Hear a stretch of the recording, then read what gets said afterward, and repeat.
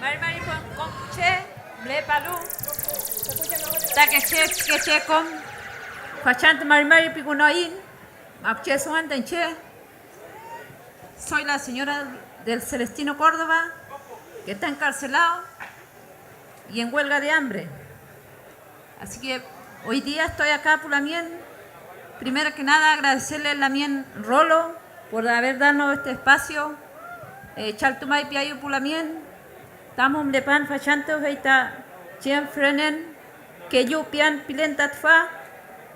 Tain machi huelga le pui por la mien. Feimo ta chi piuqueto afiman pipinge pa funtat famu fachanto.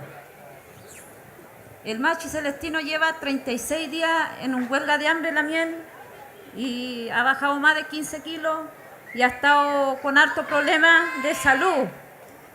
Y así que por lo mismo estoy hoy día pidiendo apoyo por la mien a todos los lamienes de la comunidad, a todos los lamienes que han estado en lucha, en proceso, para que podamos sacar al machi Celestino en su rehue. Si eso es lo que estamos pidiendo nosotros, por un derecho que él le corresponde por la mien.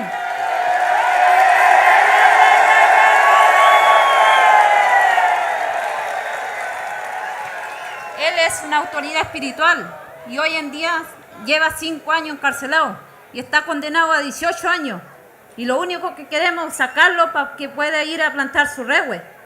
Eso es lo que estamos exigiendo, es un derecho, un deber que él tiene como machi. Y hoy en día están sufriendo hartos machi, no solamente él, viene hartos machi pulonco que están encarcelados. Por lo mismo les pido apoyo y hoy estamos acá. Chaltumay pulamien, femechimten, fechizumten piwan, que yumuayin pulamien. No dejemos que nuestros machis lo estén pisoteando, masacrando en la cárcel. Eso es la mien. Pelei. Chalto la mien, no aguanto la imi que yo le la ime la mien. Come amo la ita mi mongen.